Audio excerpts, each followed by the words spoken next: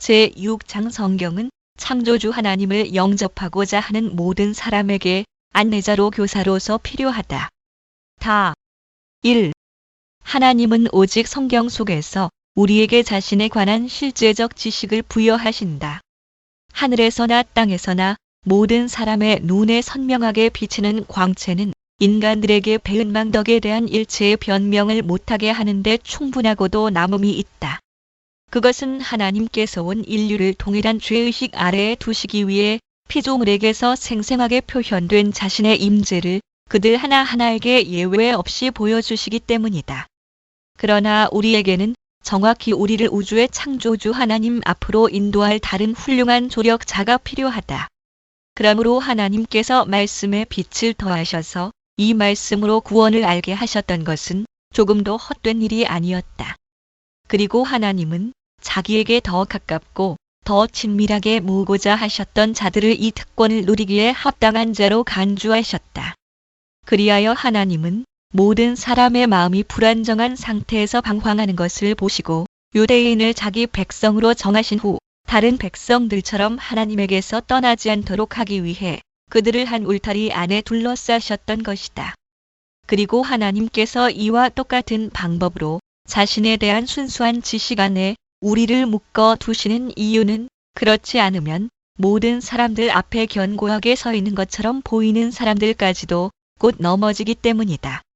그것은 마치 노인이나 눈이 흐린 사람 또는 시력이 약한 사람에게 가장 아름다운 책 한 권을 내보이면 어떤 종류의 책인지는 겨우 알 수 있겠지만 거의 두 낱말도 해독할 수 없는 것이다. 그러나 안경의 도움을 받으면 정확하게 읽어 내려갈 수 있을 것이다. 성경은 이렇게 하나님에 대한 혼란한 지식을 우리 마음에서 바로잡고 우리의 우둔함을 쫓아버리며 참 하나님을 우리에게 보여준다. 그러므로 교회를 교훈하기 위하여 말없이 교사들을 사용하실 뿐만 아니라 자신의 가장 거룩하신 입을 여시는 것은 하나님의 특별한 은사이시다. 하나님께서는 택함 받은 자들이 어떤 하나님을 경배해야 하는지 가르치실 뿐만 아니라 바로 하나님 자신이 경배를 받아야 할 그 하나님이심을 보여주신다. 하나님은 처음부터 교회를 위하여 이 계획을 세우시고 일반적인 증거들 이외에도 자신의 말씀을 첨가하셨다. 이 말씀이 하나님을 인식할 수 있는 보다 더 확실한 표준이 되는 것이다. 성경에서 얻어지는 하나님에 관한 두 가지 지식. 아담과 노아, 아브라함과 그 밖의 다른 족장들이 불신자와 구별짓게 하신 하나님에 관한 그 깊은 지식에 도달한 것은 의심할 필요도 없이 이러한 도움으로 된 것이다. 그러나 나는 지금 영생의 소망을 가지도록 그들을 조명하여 준 그 특수한 신앙 교리에 대해서 말하고 있는 것은 아니다. 왜냐하면 사망에서 생명으로 옮겨지기 위해서는 하나님을 알되 창조주로서만이 아니라 구속주로서도 알아야 하기 때문이다. 따라서 그들은 조금도 의심 없이 말씀을 통하여 이 두 지식에 다 같이 도달하였던 것이다. 그러나 순서적으로 볼 때 하나님을 세계의 창조주요 통치자로 파악하는 그런 종류의 지식이 먼저 오게 된다. 다음으로 죽은 영혼을 소생시키는 다른 내적 지식이 여기에 더하여져서 이 지식에 의해 하나님을 우주의 창조주요 지음받은 만물의 유일한 창시자, 통치자로 알 뿐만 아니라 증보자의 위격을 가지신 구속주로서도 이해하게 된다. 그러나 우리는 아직 세계의 타락과 자연의 부패에 대하여는 언급하지 않았기 때문에 그 구제책에 대해서도 다루지 않기로 하겠다. 그러므로 여기서는 하나님이 아브라함의 자손들을 양자로 삼으신 언약에 대하여 그리고 신자들을 항상 불신자에게서 성별하였다는 일부의 교리에 대하여 논의하지 않는다는 것을 독자들은 염두에 두기 바란다. 왜냐하면 그것은 그리스도께 그 기초를 두고 있기 때문이다.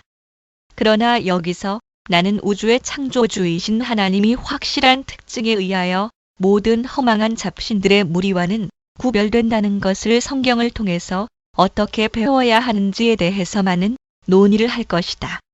그 일련의 문제들을 앞으로 적당한 시기에 구속의 문제로 우리를 이끌어갈 것이다.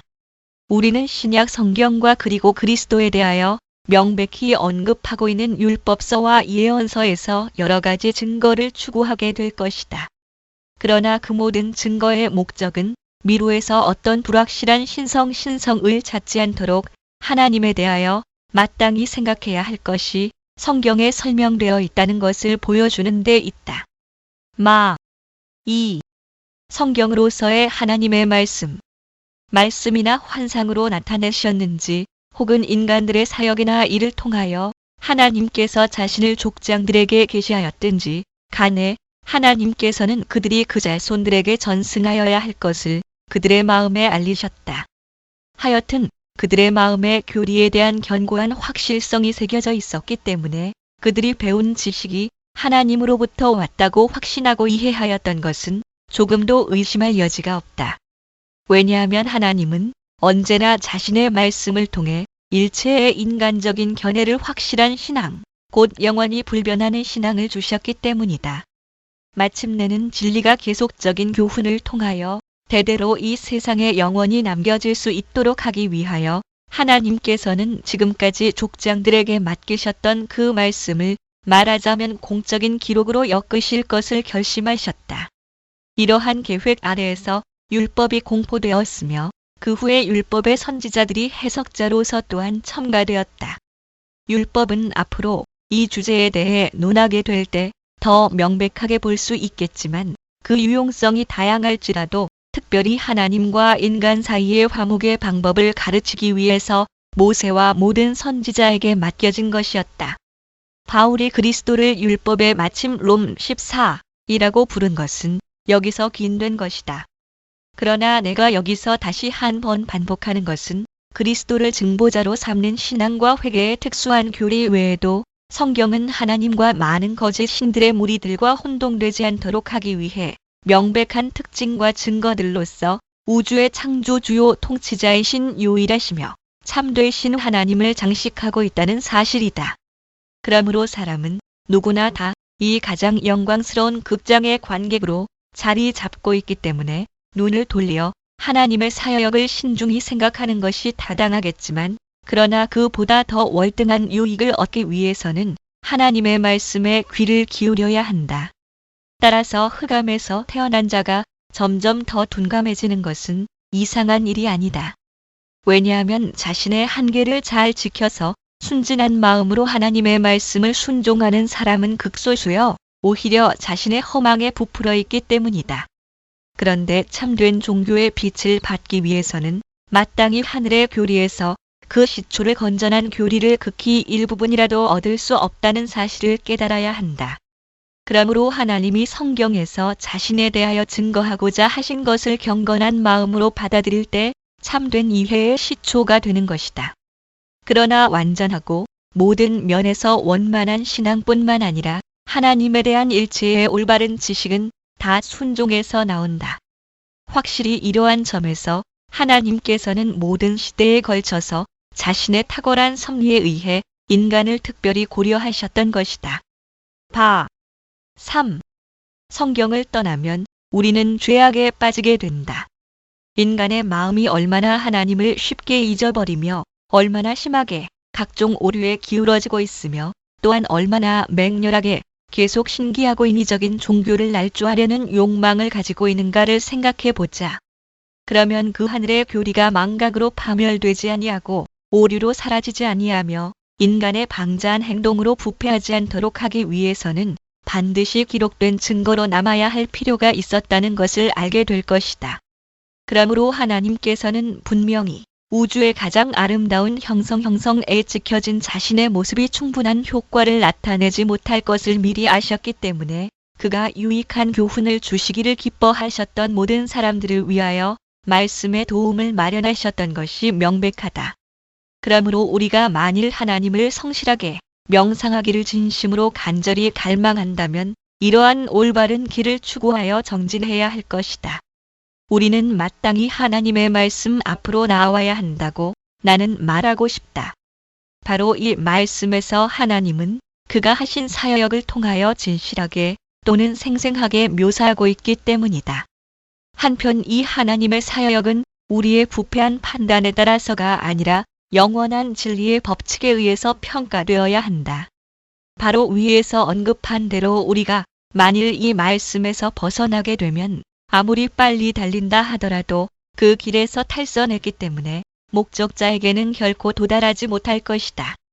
왜냐하면 사도 바울이 말한 대로 가까이 가지 못할 빛에 거하시는 딤전 66, 그 하나님의 광채는 말씀의 실사로 인도받지 못하면 우리에게는 이해할 수 없는 미궁과 같은 것이라고 논의하지 않을 수 없기 때문이다.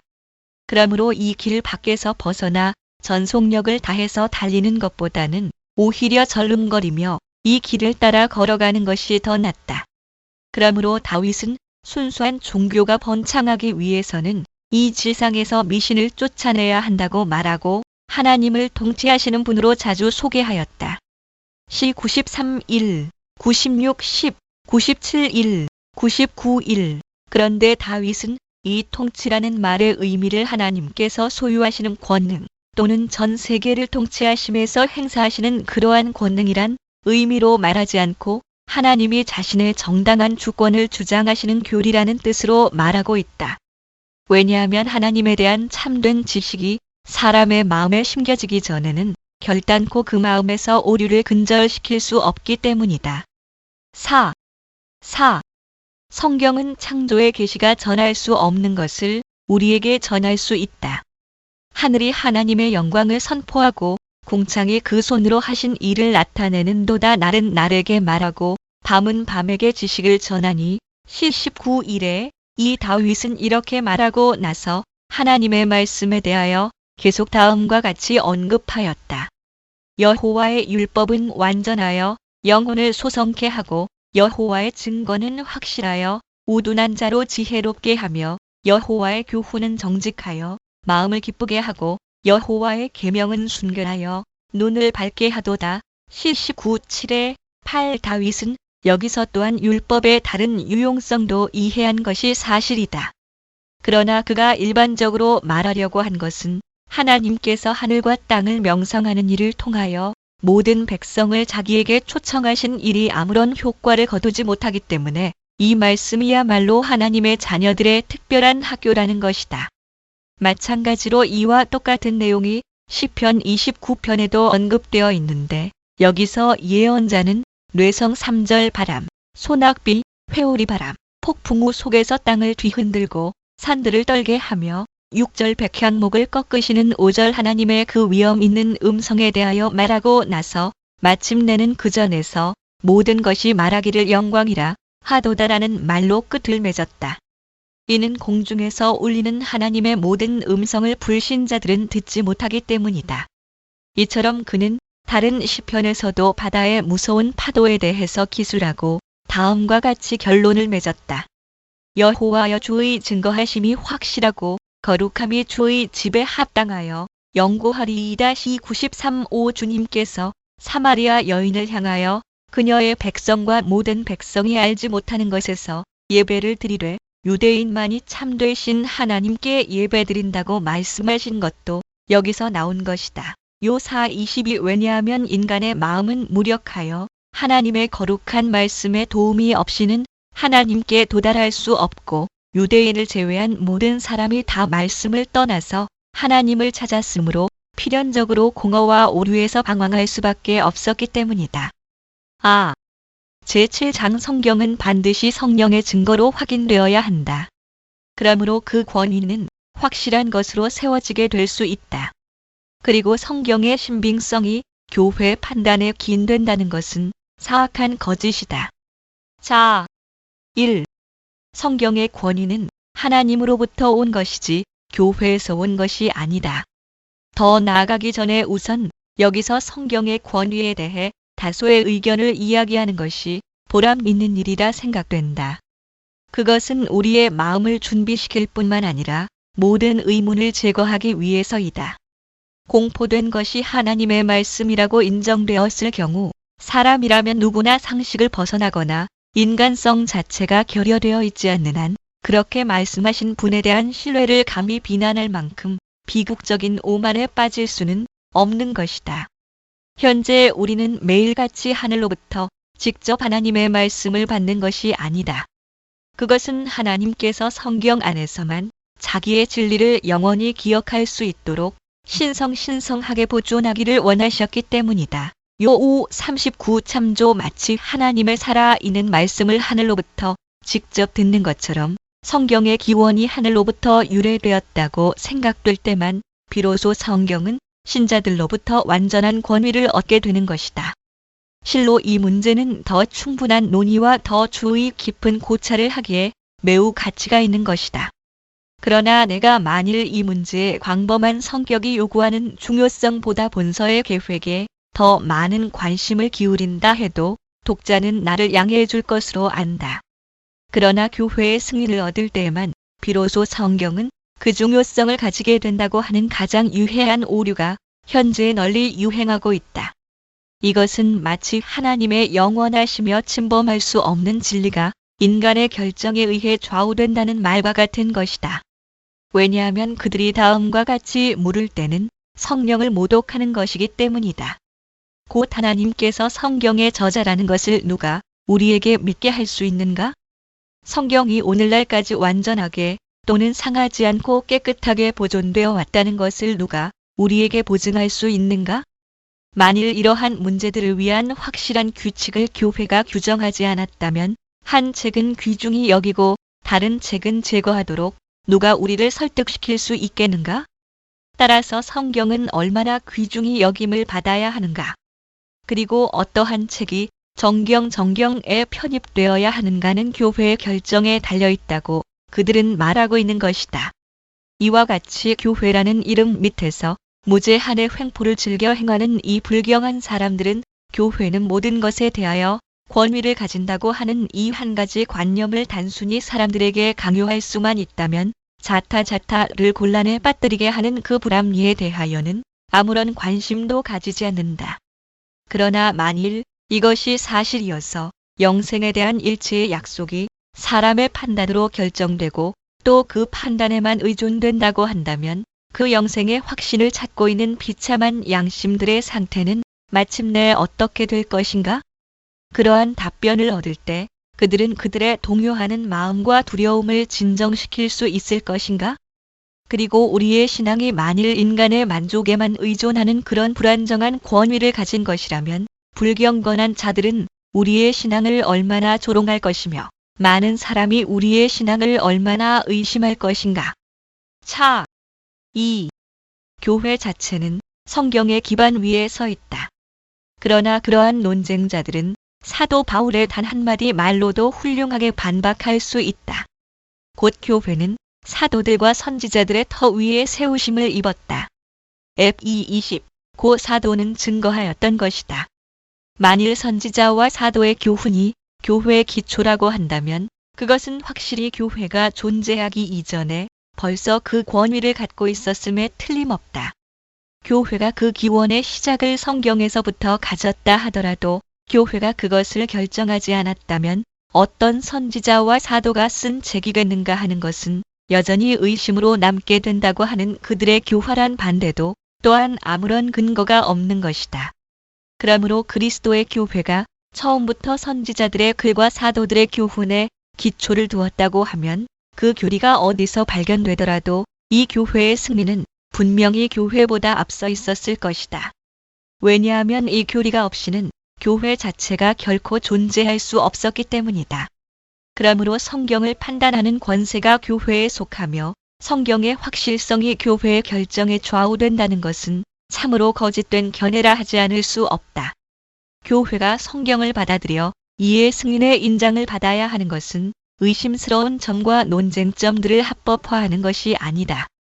다만 성경을 하나님의 진리로 인정하기 때문에 경건의 의무로서 교회는 조금도 주저없이 성경을 존경하는 것이다. 교회 법규에 의존하지 않는 한 그들은 성경이 하나님으로부터 왔다는 것을 우리가 어떻게 확신할 수 있겠느냐고 물을 것이다. 이는 마치 어떤 사람이 우리는 어떤 방법으로 흑암에서 광명을, 검은 데서 흰 것을, 쓴 것에서 단 것을 가려내는 일을 배울 수 있는가고 묻는 것과 같은 말이다. 그러므로 성경은 그 진리의 명백한 증거오를 마치 흰 것과 검은 것이 그 색깔이 다르고 또한 단 것과 쓴 것이 그 맛이 다르듯이 분명하게 나타내는 것이다. 3. 어거스틴의 말을 반증으로 내세울 수 없다. 참으로 교회의 권위가 복음을 믿도록 마음을 감동시키지 않으면 그는 복음을 믿지 않을 것이라고 한 어거스틴의 말이 일반적으로 인용되고 있음을 나는 알고 있다. 그러나 그들이 이 말을 얼마나 나쁘게 또는 기만적으로 해석하였는가 함은 전후 문맥으로 보아 쉽게 알 수 있다. 어거스틴은 거기서 많이 교도들 매니치스를 의식하고 그런 말을 했던 것이다. 그런데 이 많이 교도들은 그들이 주장하는 바를 아무 반론 없이 믿게 하기를 원하면서도 그들이 스스로 소유하고 있는 진리를 증명하지 못한 자들이었다. 사실상 그들이 많이에 대한 신앙을 증진시키기 위한 구실로서 복음을 사용하였기 때문에 어거스틴은 그들에게 이렇게 물었다. 만일 여러분들이 복음을 믿지 않는 사람을 만나면 어떻게 하겠는가? 어떤 종류의 설득력을 가지고 그를 여러분들의 의견으로 돌아오게 하겠는가? 그는 여기에 더 첨가하여 실로 나는 복음을 믿지 않을 것이다. 라고 하였다. 그러나 이 말이 뜻하는 것은 자기가 만일 신앙에 대해 문외한이라면 교회의 권위로 강요당하지 않는 한 복음을 하나님의 확실한 진리로 받아들이게 되지 못하였을 것이라는 뜻이다. 그리고 어떤 사람이 그리스도를 알지 못할 때 인간의 말을 존중하였다고 해서 그것이 무슨 이상한 일이라 하겠는가. 그러므로 어거스틴은 경건한 자의 신앙이 교회의 권위 위에 세워진다고 주장하지도 않았고 복음의 확실성이 교회의 권위에 의존한다고 가르치지도 않았던 것이다. 다만 그가 말하는 것은 교회의 증언이 불신자들을 재촉하지 않으면 그리스도께로 인도하는 복음의 확실성을 그들이 가지지 못하게 된다는 것뿐이다. 그리고 조금 후에 그는 이 사실을 다음과 같은 말로 명백히 확증하였다. 곧 내가 나의 믿는 바를 예찬하고 당신의 믿는 것을 비웃을 때 당신은 우리가 어떻게 판단하고 또 어떻게 행동해야 된다고 생각하는가? 확실한 것을 알도록 초청하고 후에 가서는 불확실한 것을 믿으라고 명령하는 자들을 떠나야 하지 않겠는가? 그리고 아직 충분히 바로 볼 수 없는 것을 먼저 믿으라고 초청하고 이 믿음으로 힘을 얻어 우리의 믿는 바를 이해하게 하는 자들을 따라야 하지 않겠는가? 골 1-4에 1-1, 23이제 우리의 마음을 내적으로 강화하며 조명하시는 분은 인간이 아니라 하나님이시다. 이상의 말들이 바로 어거스틴이 하고자 하였던 말이었다. 이 말에서 누구나 다 명백히 미루어 생각할 수 있는 것은 이 거룩한 인물이 의도한 바는 성경에 대한 우리의 신앙을 교회의 동의나 결정에 맡기려는 것이 아니라는 사실이다. 그가 지적하고자 하였던 것을 우리는 다음과 같이 말할 수 있다. 곧 하나님의 영으로 아직 깨우침을 받지 못한 사람들이 교회에 대한 존경심으로 인해 배우고자 하는 자세를 갖추어 마침내는 복음을 통하여 그리스도를 믿는 신앙을 힘써 배우게 된다는 것이다. 이렇게 될 때 교회의 권위는 복음의 신앙을 준비하게 하는 서곡이 된다는 것이다. 그러므로 우리가 보는 대로 그는 경건한 자의 확실성을 전혀 다른 기초 위에 두기를 원하셨던 것이다.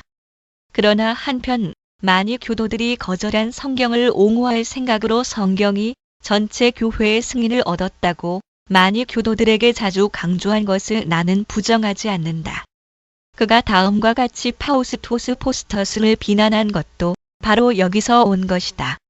곧 그렇게 기초가 튼튼하고 그렇게 견고하게 세워졌으며 그렇게 영광스럽게 찬송을 받으며 사도 시대로부터 오늘날까지 확실히 계승되어 온 복음의 진리를 그는 순종하지 않는다라고 하였던 것이다.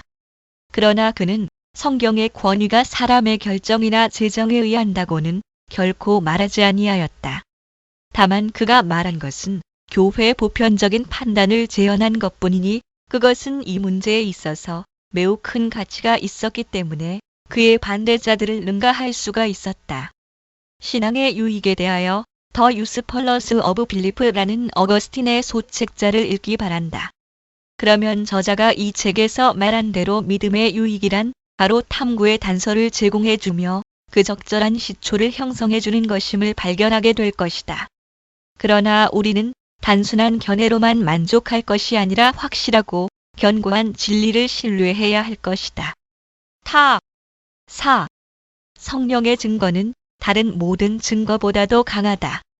바로 앞에서 말한 대로 하나님이 성경에 저자라는 사실을 의심치 않고 확신하기 전에는 교리에 대한 신앙이 수립되지 않는다는 것을 반드시 기억해야 한다. 따라서 성경에 대한 최고의 증거는 일반적으로 하나님이 인격적으로 성경 안에서 말씀하시는 사실에서 얻게 된다. 선지자들과 사도들은 자신의 예민함과 그들의 말을 듣는 자들로부터 얻은 신앙을 자랑하지 않으며 그렇다고 해서 이성적인 증거를 고집한 것도 아니었다. 오히려 그들은 하나님의 거룩한 이름을 드러내어 전 세계로 하여금 하나님에게 복종하게 하려 하였다. 이제 우리는 그들이 하나님의 이름을 부주의하게 또는 거짓되게 부르지 않은 것이 정당한 일뿐만 아니라 명백한 진리에 의해서도 분명하다는 것을 알아야 한다. 만일 우리가 양심을 위하여 최선의 길이 마련되기를 원한다면 곧 영원히 의심되는 문제로 불안해하거나 동요하지 않고 또한 가장 작은 말장난에도 놀라지 않기를 원한다면 우리는 인간의 이성이나 판단 그리고 억측에서가 아니라 이보다 훨씬 더 높은 근원, 곧 성령의 은밀한 증거에서 우리의 확신을 찾아야 한다. 참으로 우리가 이 점을 논하게 될 때 만일 하늘나라에 어떤 하나님이 존재한다고 하면 바로 그가 율법과 예언의 복음의 원저자라는 사실을 쉽게 증명할 수 있는 것들은 많이 될 수 있다.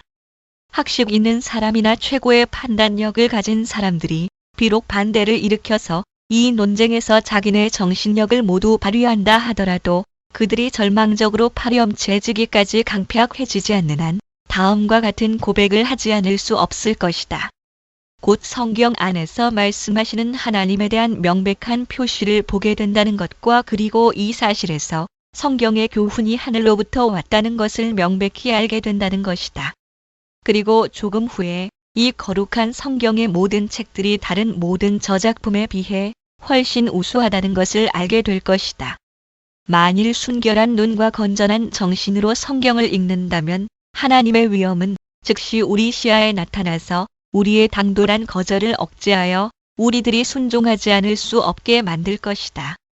그러나 논쟁을 통해서 성경에 대한 확고한 신앙을 세워보려고 애쓰는 것은 어리석은 행동이다. 나 개인에 관해서 말하자면 내게는 특별한 재주나 특별한 웅변을 하는데 남보다 뛰어난 데가 없다. 그러나 하나님을 멸시하는 데 있어서 가장 교활한 자, 곧 성경의 권위를 약화시키는 대기지와 기술을 나타내고자 하는 교활한 자들과 논쟁을 한다면 아무 어려움 없이 그들의 소란한 소리를 잠잠하게 할 수 있을 것이라고 나는 믿는다. 그리고 그들의 특집들을 논박하는 것이 유익한 일이 된다고 하면 그들의 뒷전에서 비밀리에 수군거리는 그 거만한 자들을 나는 큰 어려움 없이 분쇄시킬 것이다. 그러나 누가 하나님의 거룩한 말씀을 사람들의 비방에서 옹호했다 해서 이것이 곧 참된 경건이 요구하는 확실성을 그들의 마음에 즉시 새겨주는 것은 아닐 것이다.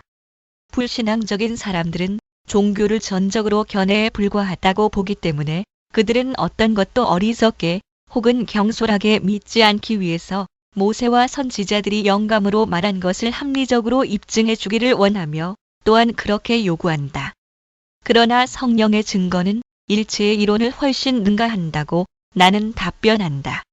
왜냐하면 하나님 자신만이 자기 말씀에 합당한 증인이 되시는 것처럼 그 말씀도 성령의 내적 증거에 의하여 확증되기 전에는 사람의 마음에서 받아들여질 수 없기 때문이다. 그러므로 선지자들의 입을 통하여 말씀하신 바로 그 성령께서 우리 마음에 들어오셔서 하나님으로부터 위탁받은 말씀을 선지자들이 충성스럽게 선포하였다는 사실에 대하여 우리에게 확신시킬 필요가 있었던 것이다. 이사야는 이에 대하여 다음과 같은 말씀으로 아주 적절하게 표현하였다. 곧 내 위에 있는 나의 신과 내 입에 둔 나의 말이 이제부터 영영토록 내 입에서와 내 후손의 입에서와 내 후손의 후손의 입에서 떠나지 아니하리라. 4:59-21 불경건한 자들이 하나님의 말씀을 반대하고도 아무런 죄의 대가를 받지 아니하고 그대로 투덜거리는 것을 보게 될 때 그들을 반대할 만한 뚜렷한 증거를 갖지 못하여 괴로워하는 사람들이 선선한 삶 가운데 덜어 있다. 그것은 마치 성령께서 경건한 자의 신앙을 견고하게 하는데 인장이나 보증으로 불리어질 수 없는 것처럼 생각되는 것과 같다. 고후 1:22 왜냐하면 성령이 그들의 마음을 조명하시기 전에는 그들은 영고히 수많은 회의 속에서 흔들려야 하기 때문이다. 5. 성경은 스스로 증명한다. 그러므로 다음과 같은 입장을 고수하자. 곧 성령으로 말미암아 내적으로 가르침을 받은 사람은 진심으로 성경을 신뢰한다는 것, 그리고 성경은 스스로 증명한다는 것이다. 그러므로 성경을 증거나 도리에 종속시키는 것은 잘못이다. 그리고 성경이 마땅히 지녀야 할 확실성은 성경의 증거에 의해서 얻게 된다. 왜냐하면 성경이 그 자체의 위엄 때문에 존경을 받는다 하더라도 그것이 성령으로 말미암아 우리 마음속에서 확증되기 전에는 진정으로 우리를 감동시키지 못하기 때문이다. 그러므로 우리는 성령의 조명을 받았기 때문에 성경이 하나님으로부터 왔다는 것을 우리 자신이나 다른 사람의 판단에 따라 믿는 것이 아니다. 그러나 우리는 인간적인 판단을 초월하여 성경이 하나님의 입으로부터 인간의 사역을 통하여 흘러나왔다는 사실을 마치 우리가 하나님 자신의 위엄을 응시하는 것처럼 아주 확실하게 단정한다. 우리는 우리의 판단을 입증하는 어떤 논증이나 진실의 표시를 구하는 것이 아니라 판단할 수 없는 것에 대해서는 우리의 판단력과 짐작을 성경에 예속시킨다. 그러나 어떤 사람들처럼 알지 못하는 것을 조급히 받아들였다가 그것을 엄밀히 조사한 끝에 곧 싫어하는 그와 같은 것이 아니라 우리는 확실한 진리를 가지고 있다는 사실을 충분히 확신하고서 그렇게 하는 것이다. 또한 우리는 저 비참한 사람들처럼 습관적으로 자기 마음을 미신의 노예로 만들지도 않고 하나님의 확실한 신적 위엄의 능력이 성경 안에서 살아서 숨쉬고 있음을 실감한다. 이 능력에 의해서 우리는 의식적으로 또는 자발적으로 하나님께 순종하되 인간적인 의지나 지식에 의해서가 아니라 보다 더 생생하고 보다 더 효과 있게 순종하도록 마음이 끌리게 되며 또한 순종의 불을 태우게 되는 것이다. 그러므로 하나님은 가장 올바르게 이사야를 통해서 선지자들과 온 백성은 다 자기의 증인이라고 말씀하셨다. 왜냐하면 그들은 모두가 예언의 가르침을 받아 하나님께서 주어의 거짓이나 애매한 점이 없이 말씀하셨다고 주장하였기 때문이었다. 40, 30 그러므로 이것은 아무 이론도 필요로 하지 않는 확신이다. 곧 이것은 최고의 이성으로 말미암아 입증된 지식이며 실로 이 지식 안에서 우리의 마음은 어떤 이론에서보다 더 안심하고 더 견고하게 쉴 수 있는 것이다. 마지막으로 이것은 하늘나라의 계시가 아니면 만들어낼 수 없는 감정이기도 하다. 내가 지금 여기서 말하는 것은 비록 내 말이 그 문제를 올바르게 설명하기에는 부족하긴 하지만 믿는 자 개개인이 마음에서 경험하는 바를 말하는 데 지나지 않는다. 다른 곳에서도 이 문제가 재론될 것이기 때문에 나는 여기서 여러 가지 논의를 생략하기로 한다. 그러나 하나님의 영이 우리 마음에 치시는 신앙만이 참된 신앙이라는 것은 여기서 알고 지나가자. 겸손하고 순진한 독자들은 이 한 가지 이유만으로도 만족할 것이다. 즉, 이사야는 회복된 교회의 모든 자녀들에게 약속하기를 모든 자녀는 여호와의 교훈을 받을 것이니 4:50-43라고 하였다. 하나님은 선민 곧 전체 인류 가운데서 그가 구별해 내신 자들에게만 이 유일한 특권을 주신다. 실로 참된 교리의 시작은 하나님의 음성을 들으려고 하는 민첩한 열망이 아니고 또 무엇이겠는가? 그러나 하나님은 모세의 입을 통해서 다음과 같은 말씀으로 우리의 주위를 환기시켰다. 곧 누가 우리를 위하여 하늘에 올라갈고 누가 우리를 위하여 깊은 데로 내려갈고 내 마음에 이르지 말라. 오직 그 말씀이 내 입에 있느니라. 신 30, 12, 14, 시 107, 26 참조 하셨다.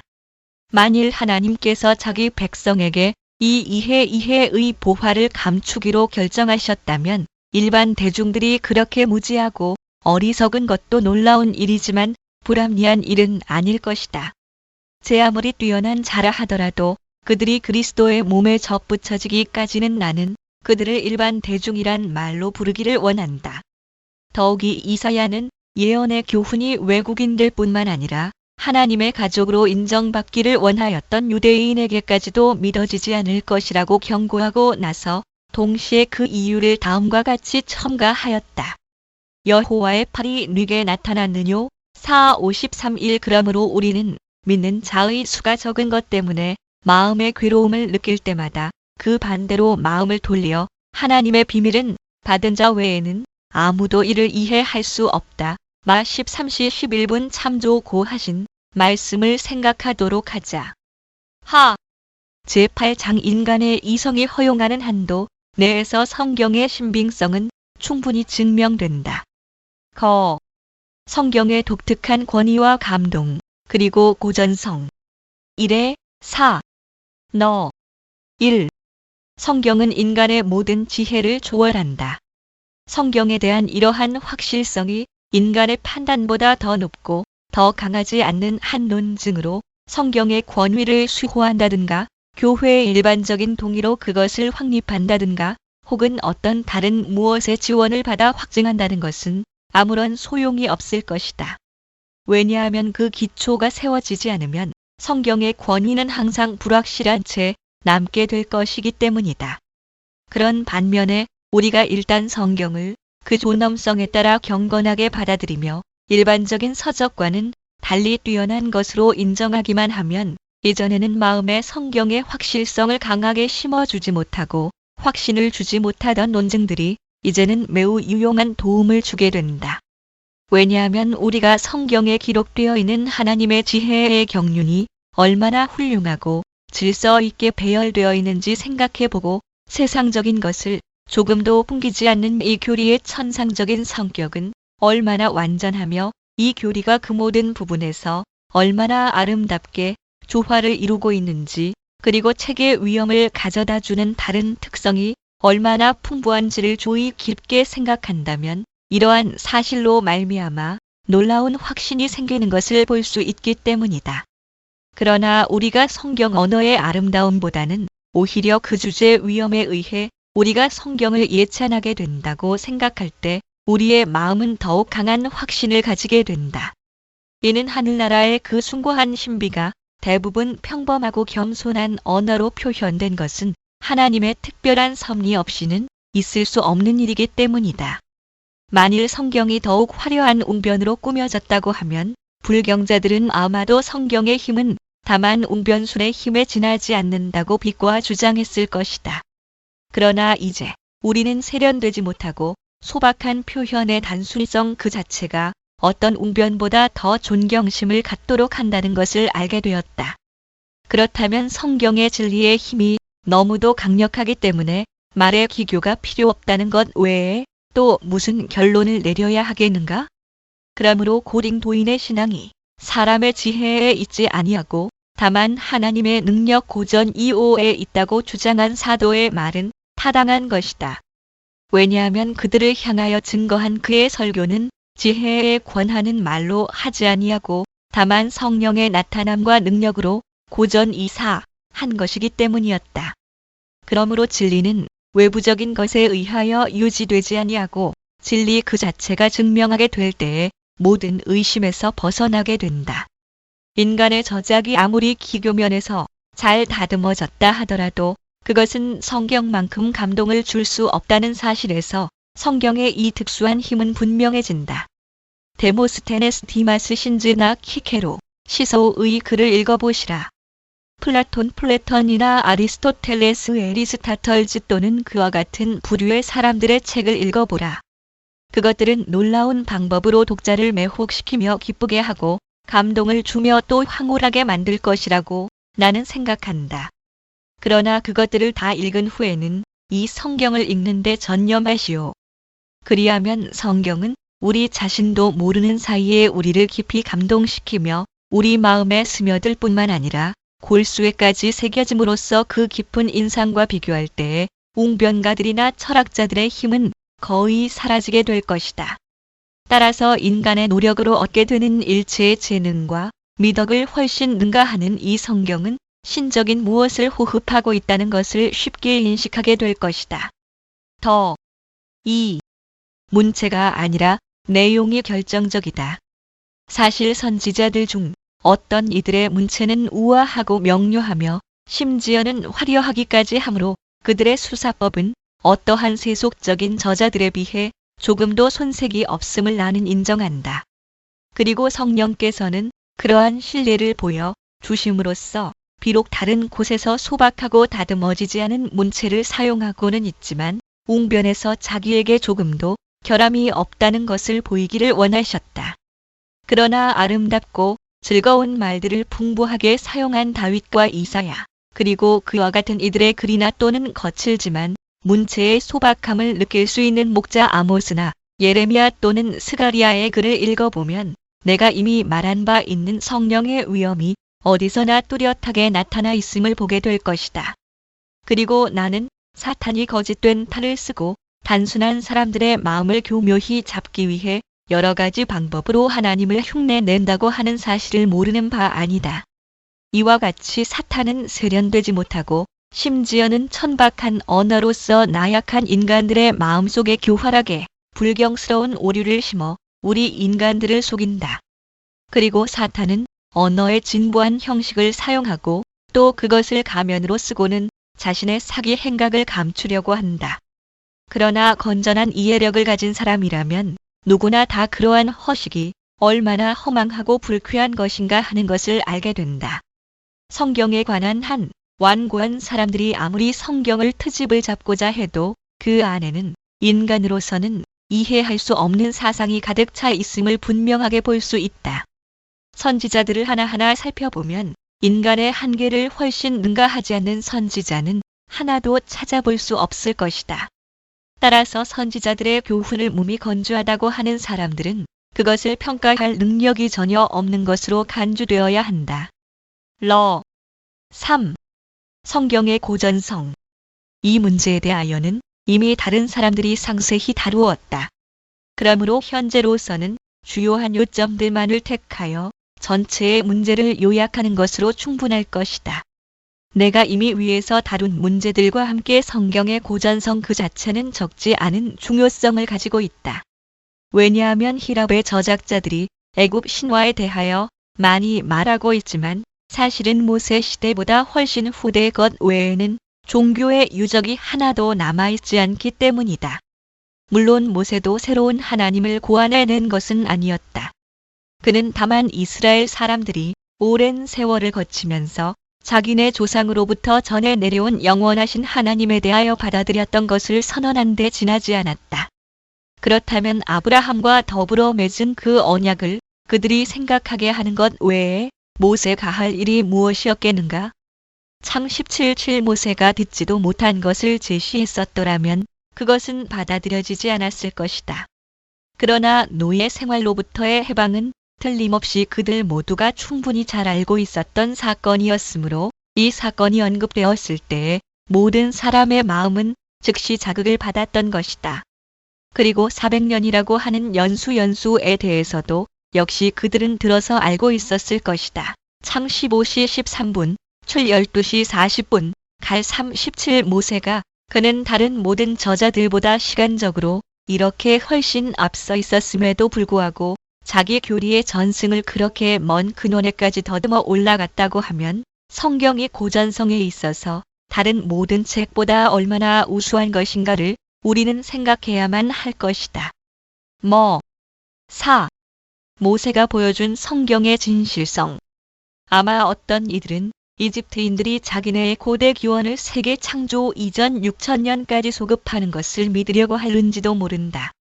그러나 세속적인 저자들까지도 저들의 수다를 항상 조소하고 있으므로 여기서 내가 그것을 구태여 힘들여 논박할 필요는 없다. 더욱이 요세포스 조시퍼스는 아피온 반박문 어겐스테이편이라는 저서에서 기억할 만한 증언을 고대 저자들로부터 인용하였다. 이 책에서 우리는 이 율법의 교리가 비록 읽혀지지도 않고 또 참되게 알려지지도 않았지만 아득히 먼 시대로부터 모든 민족들 사이에서 유명하였다고 결론 지을 수 있다. 그리고 악독한 자들로 하여금 어떠한 의혹도 품지 못하게 하고 사악한 자들로 변명의 어떠한 기회도 갖지 못하게 하기 위해 하나님께서는 그러한 위협에 대비하여 최선의 구제책을 강구하신다. 야곱이 약 300년 전에 영감을 받아 자기 자손에 대하여 언급한 것을 모세가 상기하고 있지만 그는 이때 어떤 방법으로 자기의 종족을 고귀하게 하였는가? 아니다. 그는 레위 사람으로서 자기 지파에게 영원한 오명의 낙인을 찍었던 것이다. 그는 이렇게 말하고 있다. 시므온과 레위는 형제요, 그들의 칼은 잔해하는 기계로다. 내 호나 그들의 모의에 상관하지 말지어다. 내 영광아 그들의 집회에 참여하지 말지어다. 창 49:5에 6. 그는 분명히 자기 조상뿐만 아니라 자기 자신과 자기의 온 가문이 그와 같은 치욕을 당하지 않도록 하기 위해 불명예스러운 일에 대하여 침묵을 지킬 수도 있었다. 자기 조상이 전적으로 혐오의 대상이었다는 것을 성령의 감동으로 말하였고 자기 개인의 이해관계에 대하여는 조금도 생각하지 않았을 뿐만 아니라 그렇게 말하면 자기 지파 사람들이 틀림없이 불쾌하게 생각하여 그들로부터 심한 미움까지 받게 될 것도 마다하지 않은 그였는데 그러한 모세를 어떻게 의심할 수가 있겠는가? 모세가 자신의 형 아론과 노이 미리암의 그 사악한 불평을 기록할 때 민 12일 육신의 생각에 따라 말하였다고 볼 것인가? 성령의 명령에 순종하여 말했다고 볼 것인가? 더욱이 그는 최고의 권위에 있으면서도 어찌하여 자기 아들을 대제사장의 자리에 앉히지 않고 오히려 가장 낮은 위치에 떨어뜨렸던가? 나는 여기서 많은 예증들 가운데서 몇 가지만을 제시했을 뿐이다. 그러나 율법서의 도처에서 우리는 모세가 하늘에서 보내심을 받은 하나님의 사자임이 분명하다고 하는 충분한 확신을 뒷받침해주는 많은 증거들을 발견하게 된다. 법, 이적과 예언에 관한 반대서를 논박함. 5에 10. 서 5. 이적은 하나님의 사자의 권위를 강화시킨다. 모세는 수많은 주목할 만한 이적들에 대하여 언급하고 있는데 이 이적들은 그가 말한 율법과 공포한 교리에 대한 확증들이다. 그가 구름 속으로 들어가서 산 위에 올랐다는 것, 그곳에서 40일 동안 사람과의 교제 없이 있었다는 것, 출 24시 18분 율법을 선포할 때 그의 얼굴에서 광채가 났다는 것, 출 34:29 사방에 번갯불이 번쩍이며 우레와 여러 가지 소리가 하늘에서 들려오고 나팔 소리가 들려오되 사람이 부는 나팔 소리가 아니었다는 것, 출 19시 16분 장막의 입구가 구름에 가려져 사람의 눈에는 보이지 않았다는 것, 출 40:34 고라, 다단, 아비람과 그 악당 전체의 무서운 파멸로서 그의 권위가 기적적으로 변호되었다는 것, 민 16시 24분 그가 반석을 지팡이로 치자 당장에 물이 솟았다는 것, 민 20시 10분 -11 출 17:6 고전 14 참조 그가 기도를 하자 하늘로부터 만나가 내렸다는 것, 민 11:9 출 16시 13분 고전 13 참조 이러한 것들은 모세가 참된 선지자였다고 하는 하나님으로부터의 증거가 아니겠는가? 내가 논쟁의 여지가 있는 문제를 당연한 것으로 생각하는 데 대하여 혹 누가 반대 이론을 제기한다면 그러한 교묘한 이론에 대하여 나는 쉽게 답변할 수 있을 것이다. 모세가 이 모든 사건을 온 회중 앞에서 공포하였는데 어떻게 그 사건을 목격한 자들을 속일 수 있었겠는가? 물론 모세가 회중들 앞에 나타나서 그들의 불신, 완고함, 배은망덕, 그 밖에 여러 가지 죄를 책망하면서 그들이 본 일도 없는 이적으로 직접 그들의 눈앞에서 자기 교리를 확신시켰다고 자랑할 수 있었을까? 6. 모세의 이적에는 논의할 여지가 없다. 여기서 우리는 이 사실 역시 주목할 만한 가치가 있다. 즉, 이적에 대하여 모세가 말할 때마다 그것은 항상 조금이라도 무슨 기회만 보이면 온 회중을 선동하여 떠들썩하게 반항을 일으키게 할 수 있었던 그런 불유쾌한 상황과 연결되어 있었다는 것이다. 이 사실에서 명백해지는 것은 그들은 자신들의 경험을 통하여 충분히 확신하였기 때문에 그 이적을 인정하지 않을 수가 없게 되었다는 것이다. 그러나 문제가 너무도 명백하여 세속적인 저자들도 모세의 이적을 부정할 수 없게 되었기 때문에 거짓의 아비는 그 이적들이 마술에 의한 것이라고 비방하였다. 출칠 11, 91 신접한 자와 박수를 추종하는 자들을 돌로 치라고 할 정도로 모세는 미신을 증오하였다. 레 26. 그런데 그들이 어떻게 이런 모세가 마술사였다고 억측할 수가 있겠는가? 분명히 사기꾼들은 하나같이 대중들의 마음을 완전히 사로잡아 명성을 얻으려고 열심히 속임수를 쓴다. 그러나 모세는 과연 어떠했는가? 그는 자신과 형 아론은 하나님의 명령을 수행할 뿐 아무것도 아님을 공언함으로써 일체의 비난의 표적들을 충분히 지워버렸다. 출 16.7 그리고 일어난 사건 자체를 생각해 본다 해도 도대체 어떤 마술이 백성들의 식량을 공급하기 위하여 매일같이 하늘에서 그렇게 충분한 만나를 내려오게 할 수 있었겠으며 또 사람마다 그 나라의 정량을 초과하였을 때에 그 만나를 부패하게 함으로써 그 사람의 불신으로 하나님의 벌을 받게 되었다는 것을 보여줄 수 있었겠는가? 출 16시 19분 -20 이외에도 하나님께서는 그의 종으로 하여금 많은 엄격한 시험을 당하게 하셨기 때문에 이제는 사악한 자들이 더 이상 불평함으로써 어떠한 성공도 거둘 수가 없게 된 것이다. 때로는 온 민중이 교만하고 무례하게 반란을 일으키기도 하고 또 때로는 하나님의 거룩한 종을 넘어뜨리려고 그들 중 몇 사람들이 음모를 꾸미기도 하였다. 그런데 어떻게 이때마다 모세가 속임수로 그들의 광포함을 피할 수 있었겠는가? 그리고 이러한 방법으로 그의 교훈이 모든 시대에 확신을 주었다는 사실을 그 결과가 명백하게 보여주는 것이다. 7. 예언은 인간의 기대와는 다르게 성취된다. 더욱이 족장 야곱을 통하여 유다 지파의 최우위를 부여하게 한 것이 예언의 영으로 말미암은 것이라는 것을 누가 부정할 수 있겠는가?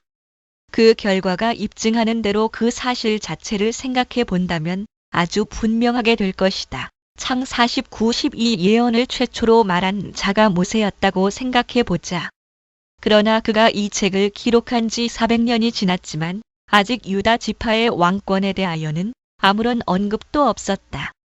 사울이 즉위한 후 왕권은 베냐민 지파에 머물렀던 것처럼 보인다. 3상 11시 15분 사무엘이 다윗에게 기름을 부었을 때 3상 16시 13분 이때 왕권의 이양에 대한 무슨 뚜렷한 이유라도 있었던가? 양을 치는 평민의 가정에서 왕이 나오리라는 것을 누가 예상이라 할 수 있었을까? 더욱이 그 가정에는 7형제나 있었는데 가장 나이 어린 막내 다윗에게 그러한 영예가 주어지리라는 것을 누가 생각조차 하였겠는가? 어떻게 그가 왕국을 통치할 기대를 가질 수 있었던가? 다윗이 기름 부음을 받은 것은 인간의 재간이나 노력 혹은 사람의 생각에 의하여 결정된 것으로서 예언의 성취가 아니었다고 누가 감히 주장할 수 있겠는가?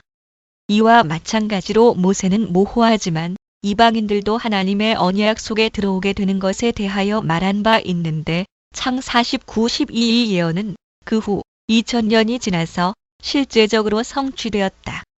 이것이 그가 하나님의 영감으로 말하였다는 명백한 증거가 아니고 무엇이겠는가? 다른 예언들이 더 있지만 나는 여기서 이를 생략하겠다. 이 예언들은 건전한 사람이라면 누구나 한결같이 그 예언을 말씀하시는 분이 바로 하나님이시라는 것을 확신할 만큼 하나님의 계시를 아주 분명하게 나타낸다. 요컨대 모세의 한 편의 노래는 신 32장 하나님을 분명하게 보여주는 맑은 거울인 것이다. 8. 하나님은 예언자의 말들을 확증하셨다. 그러나 다른 선지자들에게 있어서도 이것은 한층 더 명백하게 발견된다. 나는 여기서 단지 몇 가지의 신뢰만을 들고자 한다. 왜냐하면 전체의 신뢰를 든다는 것은 너무 어려운 일이기 때문이다. 이사야 시대의 유다 왕국은 평화로웠고 심지어는 그들이 갈대아 사람의 동맹국이라 하여 스스로 안전하다고까지 생각하고 있을지라도 이사야는 그 도시가 파괴될 것이며 그 백성이 포로가 될 것이라고 공공연하게 예언하였다. 4:39-6에 7. 그 당시는 믿을 수 없는 것으로 보이지만 마침내는 실제적으로 이루어질 것을 오래전에 예언한다는 것은 아직 신적 영감에 대한 명백하고도 충분한 증거가 못 된다고 치자. 그러나 이사야가 그들의 해방에 대하여도 동시에 예언하고 있는데 그렇다면 이 예언의 근원이 하나님 이외에 도대체 어디에서 왔다고 말할 수 있겠는가? 그는 고레스라는 이름을 들면서 45일 갈대아 사람들이 이 고레스에게 항복하며 그로 인하여 백성들이 자유의 품으로 돌아오게 된다고 예언하였다.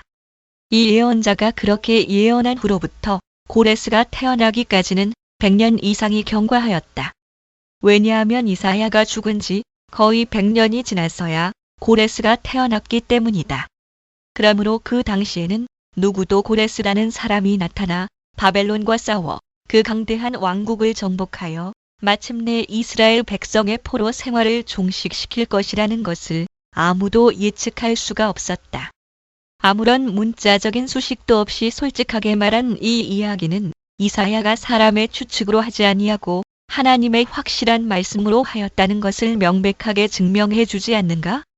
그리고 백성들이 잡혀가기 얼마 전에 예레미야가 그들의 포로 생활의 기간이 70년이라는 것과 그들의 해방과 귀환에 대하여도 예언하였는데 렘 25:1-1에 1-2, 29-12 사실이야말로 그의 혀가 하나님의 영의 지배하에 있었다는 것을 말해주는 것이 아니고 무엇인가? 그러한 증거들에 의해 예언자들의 권위가 확증되었다는 것과 그들 자신이 주장한 바가 바로 그들이 말의 신빙성을 옹호하기 위해서 실제로 성취되었다는 것, 이러한 사실들을 부정한다는 것은 얼마나 수치스러운 일인가? 보라, 전에 예언한 일이 이미 이루었느니라. 이제 내가 새 일을 고하노라. 그 일이 시작되기 전이라도 너희에게 이르노라. 4:42-9. 나는 여기서 예레미야와 에스겔에 대하여는 생략하고자 한다. 그러나 그들은 멀리 떨어져 살면서도 같은 시대에 예언하였으며 그 예언이 마치 상호간의 말을 주고받는 것처럼 그 진술에 있어서 일반적으로 일치하고 있다. 다니엘은 어떠한가? 그는 약 600년 후에 있을 미래의 사건에 대하여 예언하되 그것이 마치 이미 일반적으로 알려진 사건의 역사인 것처럼 기술하고 있지 않는가? 만일 경건한 사람들이 그러한 일을 올바르게 생각한다면 그들은 사악한 자들의 짓거리는 소리를 충분히 억제할 능력을 갖추게 될 것이다. 왜냐하면 그 증거가 너무도 명백해서 교묘히 반대할 여지를 조금도 펼 수가 없기 때문이다. 9. 율법의 전승은 신뢰되어야 한다. 나는 어떤 악한 자들이 하나님의 진리를 공박함에 있어서 자신의 재치의 예리함을 보이기 위해 도처에서 떠들고 있는 것을 알고 있다.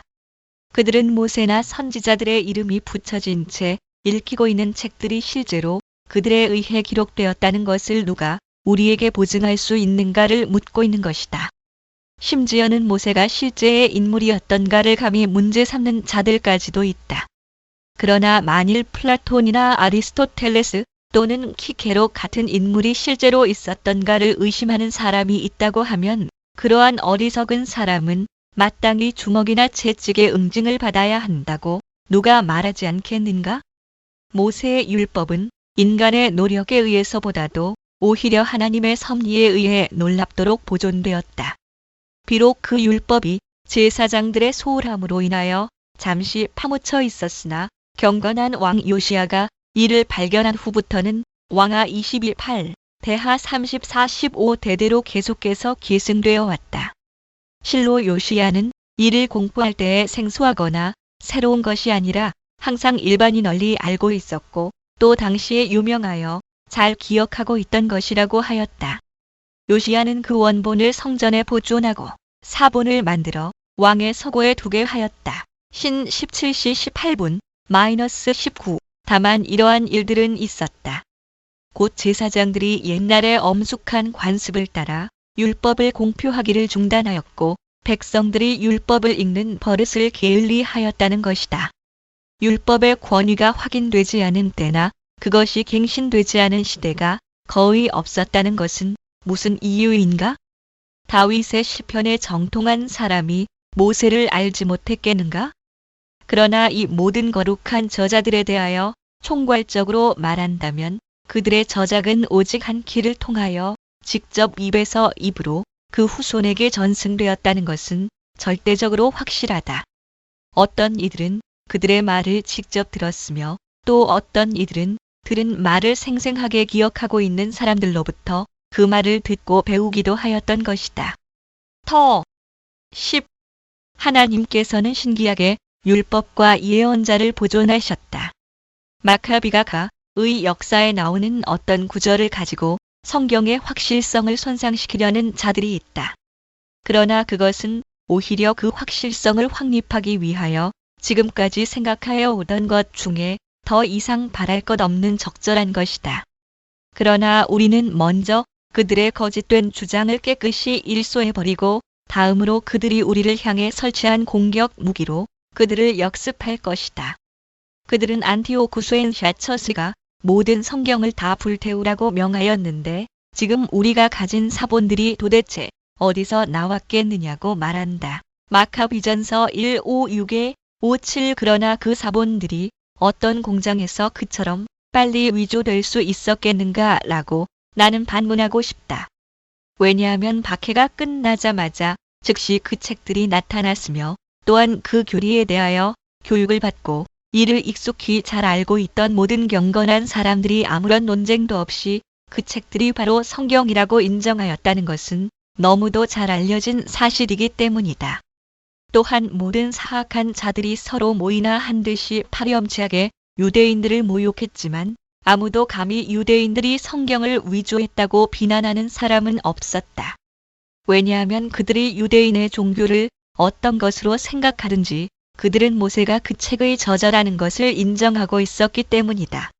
그러므로 전 역사의 동의로 그 거룩한 유구성이 확증된 이 책들을 가리켜 날조라고 허튼 소리를 하는 것은 그들 자신의 개 같은 모렴치를 폭로하는 것이 아니고 또 무엇이겠는가? 그러나 그런 추악한 비방을 논박하는데 이 이상 더 쓸데없는 수고를 하지 않기 위해 이제 우리는 오히려 하나님께서 자신의 말씀을 보존하시기 위하여 얼마나 많은 배려를 하셨는가 하는 것을 생각해 보도록 하자.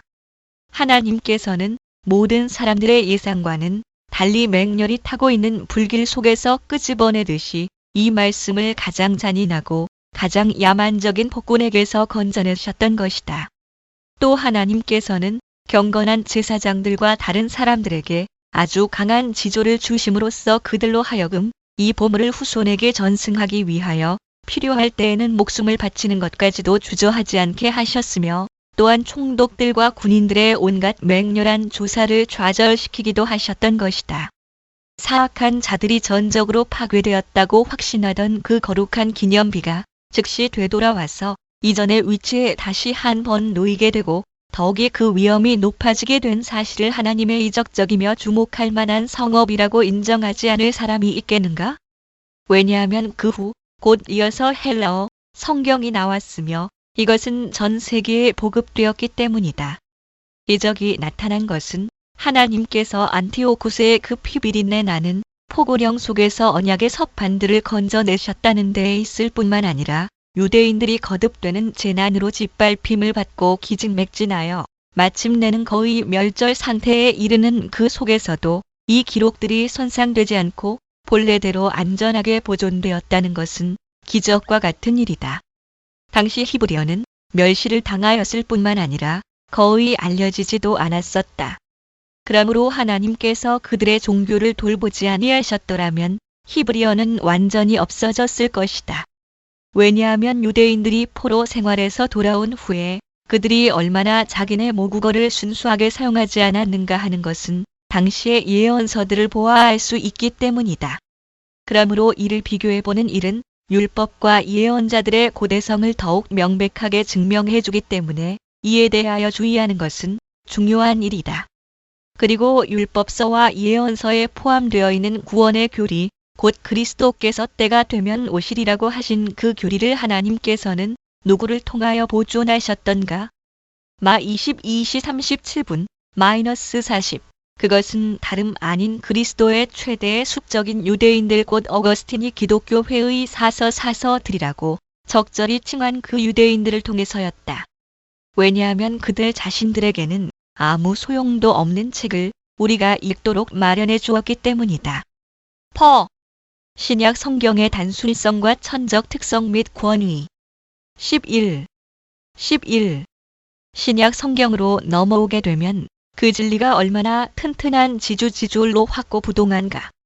새 복음서 기자는 그들의 역사를 낳고 비천한 문체로 기술하였다.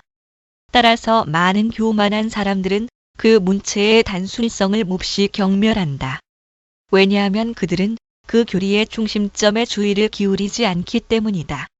그러나 여기에 주의하기만 한다면 복음서 기자들이 인간의 능력을 초월하는 하늘나라의 신비를 논하고 있음을 쉽게 결론지을 수 있을 것이다. 진정 조금이라도 겸손한 마음을 가진 사람이라면 누가복음 제1장을 읽는 것만으로도 부끄러움을 느끼게 될 것이다. 새 복음서의 기자들이 간단하게 요약한 그리스도의 설교는 그들의 기록에 대하여 어느 누구도 멸시하지 못하게 한다. 그러나 요한은 위험 있게 책망하면서 믿음으로 순종하지 않는 자들의 그 완고함을 벼락치듯 강하게 꾸짖는다. 그들 자신과 다른 사람의 마음에서 성경에 대한 일체의 존경심을 몰아내는 것을 최대의 욕망으로 삼고 있는 저 모든 특집쟁이들을 대중 앞에 나오게 하자. 그리고 그들로 하여금 요한복음을 읽게 하자. 그리하면 그들은 원하건 원하지 않건 적어도 그들의 둔한 마음을 각성시켜줄 무수한 말씀들, 아니 그들의 조롱을 억제하도록 그 양심에 무서운 낙인을 찍어줄 무수한 말씀들을 발견하게 될 것이다. 바울과 베드로도 그와 같은 방법을 쓰고 있다. 비록 대부분의 사람들이 그들의 저작에 대하여 알지 못하고 있지만 그러나 그 속에 내재하는 하늘의 위엄은 모든 사람의 마음을 매료하여 완전히 사로잡아 버린다. 그러나 이 한 가지 사실만으로도 그들의 교리를 이 세상 이상의 것으로 높이기에 충분하다. 마태는 이전에는 책상 앞에 앉아서 자기의 이익을 추구하던 사람이며 베드로와 요한은 고깃배에서 일하던 사람으로 이들은 한결같이 소박하고 무식한 사람들이었다. 그러므로 그들이 다른 사람들에게 전할 수 있었던 것은 어느 하나도 이 세상 학교에서 배운 것이 아니었다. 바울은 이전에는 용서받을 수 없는 잔인하고 살기가 등등한 원수였으나 이제는 회심하여 새 사람이 되었다. 갑작스럽고 뜻하지 않았던 이 변화는 하나님의 강권적인 힘에 의하여 지난날 그가 반대하던 교리를 변호하게 되었다는 것을 보여준다. 이들 개들이 성령께서 사도들 위에 임하셨다는 것을 부인하도록 내버려 두자. 또한 심지어 그들이 역사를 불신하도록 놓아두자. 그래도 이전에는 일반 대중에게 비천한 자로 멸시를 받던 그들이 갑자기 하늘나라의 신비를 장엄하게 설교하기 시작한 것은 그들이 성령의 가르침을 받았기 때문이라고 사실 그 자체는 소리 높여 부르짖을 것이다. 교회의 동의와 순교자들의 충성. 1-2에 1-3 고 12 성경에 대한 교회의 불변적인 증거. 이외에도 교회의 승인이 왜 중요한가에 대한 또 다른 훌륭한 이유들이 있다. 성경이 공포된 이후 오랜 시대를 거쳐 사람들은 확고하게 또한 한결같이 성경에 순종하였다. 사탄은 온갖 교묘한 방법으로 전 세계와 함께 성경을 억압, 전복하며 혹은 인간의 기억에서 이를 전적으로 제거, 말살시키고자 노력하여 왔다. 그러나 성경은 종려나무와 같아서 점점 더 높이 자라며 공격할 수 없는 것으로 존속하여 온 것이다. 사실 탁월한 능력을 가진 궤변 가나 웅변가치고 성경을 반대하는 데 자신의 힘을 기울이지 않은 사람은 하나도 없었다. 그러나 그것은 아무런 소용도 없었다. 이와 같은 사실들은 결코 사소한 것으로 생각되어서는 안 된다. 세상의 모든 세력들이 성경을 파괴하기 위해 전력을 다하여 스스로를 무장하였으나 그러한 노력은 모두 연기 속으로 사라져 버렸다. 만일 성경이 인간의 보호에만 의존했다고 하면 사방으로부터의 그 강력한 공격들을 어떻게 막을 수 있었겠는가? 오히려 이 사실로 말미암아 성경이 하나님으로부터 왔다는 것이 증명되었다. 왜냐하면 인간이 모든 노력을 기울여 이에 반항함에도 불구하고 성경은 그 자체의 힘으로 지금까지 널리 보급되었기 때문이다. 더욱이 성경을 받아들이고 포용하는 데 일치하였던 것은 한 국가나 한 국민만이 아니었다. 다른 면에서는 전혀 공통점이 없던 지구상의 여러 민족들의 거룩한 일치에 의해서 성경은 그 권위를 인정받았던 것이다. 근본적으로 마음이 다르고 만사에서 생각이 서로 다른 사람들이 이렇게 일치하고 있다는 사실은 우리들을 크게 감동시킨다. 왜냐하면 하나님의 의지로 말미암지 않고는 그러한 일치가 성립될 수 없는 것이 분명하기 때문이다. 더욱이 이렇게 서로 일치한 사람들의 경건을 고려할 때에 적지 않은 중요성이 이에 더하여진다. 물론 그것은 모든 사람에 대해서 말하는 것이 아니라 하나님께서 교회의 등불로 삼아 빛을 발하게 하신 사람들의 경건을 말하는 것이다. 노. 13. 순교자들은 성경의 교리를 위해 목숨을 바쳤다. 그러면 그렇게 많은 성도들의 피로 확증되고 증언된 그 교리를 우리는 어떠한 확신을 가지고 받아들여야 하는가? 순교자들은 일단 그 교리를 받아들이면 용감하고 대담무쌍하게, 심지어는 큰 정열을 가지고 죽음을 당하는 것까지도 조금도 주저하지 않았다. 이렇게 많은 담보를 치르고 우리에게 물려주었는데 우리가 어떻게 이를 확고부동한 흔들리지 않는 신념을 가지고 받아들이지 않겠는가? 그러므로 성경이 많은 증인들의 피로 인쳐졌다고 하는 것은 성경에 대한 증명으로서는 결코 평범한 것이 아니다. 특히 그들이 죽기까지 그들의 신앙을 증거하되 잘못된 정신의 소유자들에게서 자주 볼 수 있듯이 이를 지나친 광신으로 하지 않고 하나님께 대한 확고하고 견고하며 건전한 열심을 가지고 그렇게 하였다는 것을 생각할 때에 그것은 더욱 명백해진다. 이 밖에도 소수도 아니며 그렇다고 미약하지도 않은 여러 가지 이유에 의해서였다. 성경의 위엄과 권위가 경건한 자들의 마음에 확증되었을 뿐 아니라 또한 비방자의 관계에 대항해서도 훌륭하게 변호되었던 것이었다. 그러나 성부께서 자신의 위엄을 성경에 나타내시며 성경의 존귀성을 모든 논쟁의 영역에서 지키시지 않는 한 그들 스스로 견고한 신앙을 마련하기에는 충분하지 못한 것이다. 그러므로 성경의 확실성이 성령의 내적 확신 위에 세워질 때에만 비로소 성경은 하나님의 구원하는 지식을 궁극적으로 일으킬 수 있게 된다. 실로 성경을 확증하려는 인간적인 증거는 그 주요하고 우선적인 증거에 대하여 부차적인 보호자의 역할만 한다면 결코 무익하지는 않을 것이다. 그러나 불신자에게 성경이 하나님의 말씀이라고 증거하려는 자들은 매우 어리석은 일을 하고 있는 것이다. 왜냐하면 믿음이 아니고는 이를 알지 못하기 때문이다. 그러므로 어거스틴이 경고한 바 사람이 그렇게 큰 문제를 이해하기 위해서는 경건과 마음의 평안이 선행되어야 한다고 한 것은 올바른 것이다. 도. 제9장 성경을 떠난 직접 계시로 비약하는 광신자들은 모든 신앙의 원칙을 파괴한다. 로. 1. 광신자들의 성령에 대한 잘못된 호소. 더욱이 성경을 떠나서도 하나님께로 갈 수 있는 어떤 길이 달리 있다고 생각하는 사람들이 있는데 이들은 오류에 사로잡혀 있다기보다는 오히려 광란에 사로잡혀 있는 것으로 생각되어야 한다.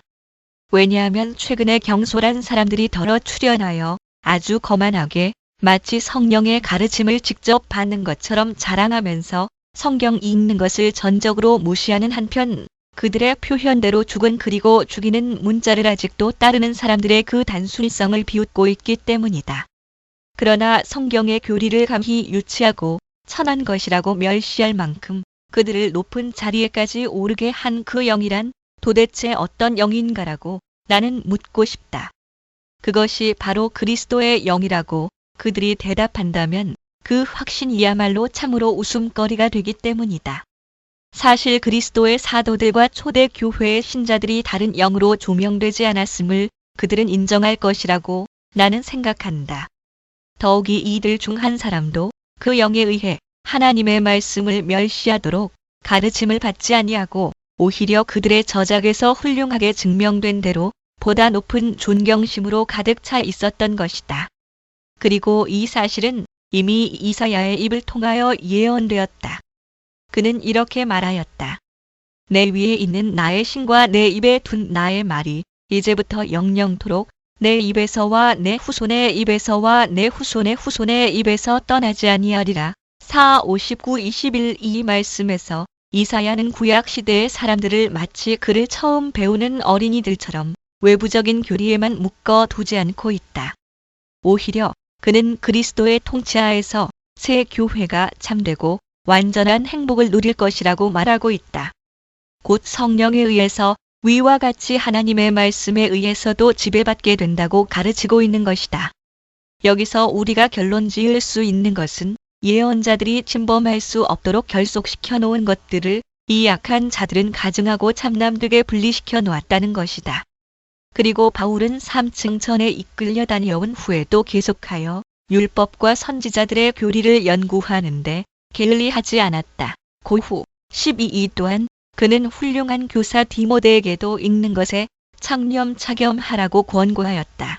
딤전 43 그리고 다음과 같은 성경에 대한 찬사는 기억할 만한 가치가 있다. 교훈과 책망과 바르게 함과 의로 교육하기에 유익하니 이는 하나님의 사람으로 온전케 하려 함이니라. 디모 36, L7고 말하였다. 성경의 효용은 하나님의 자녀들을 궁극적인 목적지에 인도하는 것인데도 불구하고 그것이 순간적인 것이라거나 일시적인 것이라고 하는 것은 악마적인 광란이 아니고 또 무엇이겠는가? 그러므로 나는 또한 그들이 주께서 제자들에게 약속하신 영과는 전혀 다른 영을 받아들인 것이 아닌가 하는 데 대해 답변해 주기를 바란다. 그들이 완전히 정신착란증에 걸려 있다 하더라도 이것을 자랑으로 여길 정도로 광신에 사로잡혀 있다고는 나는 생각하지 않는다. 그러나 주께서는 어떤 영을 약속하신다고 하셨는가? 실로 그 영은 자의로 말하지 않는 영으로서 예수님께서 친히 과거에 말씀하신 것들을 저들의 마음속에 넣어주시며 암시해 주시는 영인 것이다. 요 16시 13분 그러므로 우리에게 약속된 성령의 임무는 아직 들어보지도 못한 새로운 계시를 만들어내거나 어떤 새로운 교리 자체를 날조하여 이미 받은 복음의 교리에서 우리를 떠나게 하는 것이 아니라 다만 복음이 말하는 바로 그 교리를 우리의 마음에 앉혀주는 데 있는 것이다. 2. 성령은 성경과 뜻을 같이 할 때 인정된다. 우리가 하나님의 영으로부터 무슨 유익이나 만족을 얻고자 한다면 우리는 성경을 열심히 읽으며 성경에 유의해야만 한다는 것을 여기서 쉽게 이해하게 된다. 이러한 사실은 복음의 빛이 나타난 후에는 물러갔다고 생각되었던 예언자의 교훈을 열심히 경청하는 사람들을 베드로가 칭찬한 것으로 보아 알 수 있다. 베토 1:19 그러나 이와는 반대로 하나님의 말씀의 지혜는 제쳐두고 다른 교리를 우리에게 강요하는 영이 있다고 하면 이는 마땅히 허망하고 거짓된 것으로 의심을 받아야 한다. 갈 1:6에 9 그것은 어떻게 해서 그런가? 사탄도 자기를 광명의 천사로 가장 고후 11시 14분 하기 때문에 가장 확실한 특징에 의해 그가 식별되지 않는 한 성령이 우리에 대하여 어떻게 권위를 행사하실 수 있겠는가? 그러나 성령은 하나님의 음성에 의해 가장 분명하게 우리에게 지시되었다. 그러나 여기서 성령을 하나님께로부터 구하지 아니하고 자기 자신들로부터 찾기 때문에 스스로 자기 파멸에 이르는 이 가련한 사람들은 예외이다. 더욱이 그들은 만물이 예속되어 있는 하나님의 영을 성경에 예속시킨다는 것은 있을 수 없는 일이라고 주장한다. 이 말은 마치 성령은 어디서나 동일하시고 자신과 일치하시며 만사의 시종일관하시며 변함이 없으시다는 것이 수치스러운 일로 생각된다는 말과도 같다. 만일 성령이 인간이나 천사 혹은 어떤 다른 무엇의 규범에 따라 판단된다고 하면 틀림없이 성령은 그 지위에서 격하될 것이며 또한 그렇게 말하기를 원한다면 그러한 성령은 노예 상태에까지 떨어졌다고 생각할 수 있을 것이다. 그러나 성령이 그 자신과 비교되고 자신 안에서 고려된다고 하면 그것으로 말미암아 손상을 입었다고 누가 말할 수 있겠는가? 그럼에도 불구하고 성령은 이와 같은 방법으로 일종의 검토를 받는다고 나는 생각한다. 그렇지만 그것은 성령께서 우리에 대하여 자신의 위엄을 확립하고자 하시는 검토인 것이다.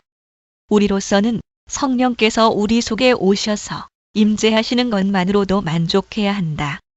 그러나 사탄의 영이 성령의 이름으로 침투하지 않도록 성령께서는 성경에 기록된 형상대로 인식되기를 원하시는 것이다. 성령은 성경의 저자이시다. 그는 변하실 수도 자신과 다를 수도 없으신 분이시다. 그러므로 분명히 그는 성경 안에서 일단 자신을 나타내 보이신 그대로 영원히 존속하실 것이다. 성령이 자신을 퇴화 혹은 타락시키는 것이 명예스러운 일이라고 우리가 생각하지 않는 한 이 말은 성령에 대하여 모욕적인 언사가 아니다. 3. 말씀과 성령은 불가분의 관계이다. 그들은 우리가 죽이는 문자에 의존한다고 비난한다. 그러나 이 일 자체에서 그들은 성경을 무시한 데 대한 형벌을 치르고 있다. 왜냐하면 바울이 고린도 후서 3장 6절에서 거짓 사도들을 대항해서 싸우고 있음이 아주 분명하기 때문이다. 이들 거짓 사도들은 그리스도가 없는 율법을 추천하며 주께서 그의 법을 그들의 속에 두며 그 마음에 기록 렘 31-33 하기로 약속하신 계약의 축복들을 사람들로부터 탈취하였던 자들이다. 그러므로 그리스도의 은총과는 관계가 끊어져서 다만 귀에만 울릴 뿐 마음에는 아무런 감동도 주지 못하는 그런 문자는 죽은 글이며 고후 3.6 따라서 주의 율법은 그것을 읽는 독자들을 죽인다. 그러나 그 문자가 성령으로 말미암아 우리의 마음에 효과적으로 새겨지며 그리스도를 제시하기만 한다면 그것은 영혼을 소생케 하고 우둔한 자도 지혜롭게 하는 C19-7 생명의 말씀이 될 것이다. 빌리 16. 더욱이 사도는 같은 곳에서 자기의 설교를 영의 직분이라고 말하였다. 고후 3.8 의심의 여지 없이 이 말의 의미는 성령께서는 성경에서 보여주신 자신의 진리와 아주 굳게 결속하여 계심으로 그 말씀이 당연한 존경과 위엄을 받을 때에만 비로소 성령이 자신의 권능을 발휘하신다는 것이다.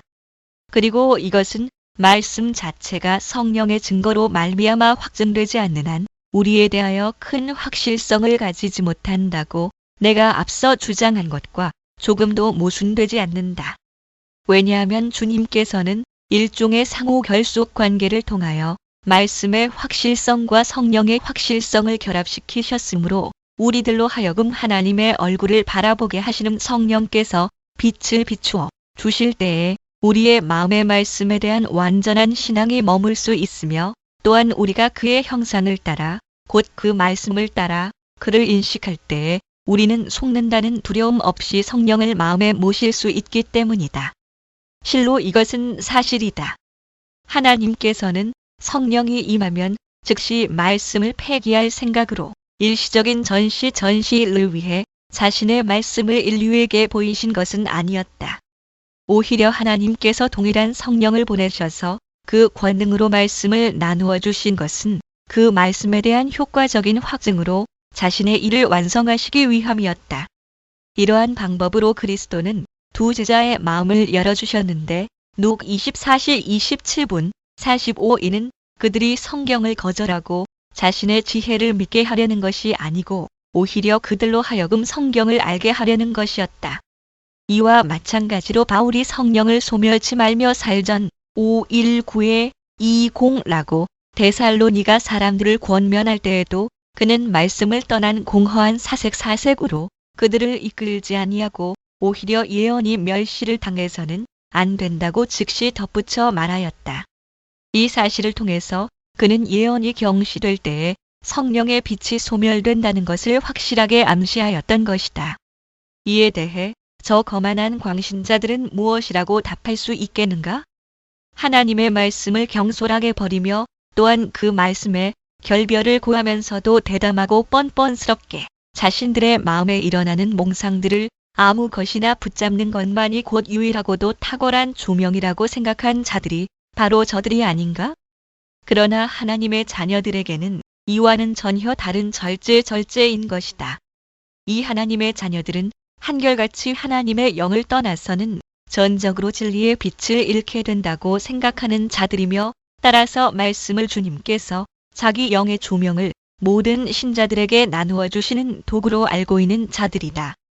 왜냐하면 그들이 알고 있는 영은 사도들 안에 거하였고 사도들을 통하여 말씀하시는 성령 이외에 그 어떤 다른 영이 아니며 또한 그들은 하나님의 말씀에 의해 끊임없이 말씀을 듣도록 부르심을 받고 있기 때문이다.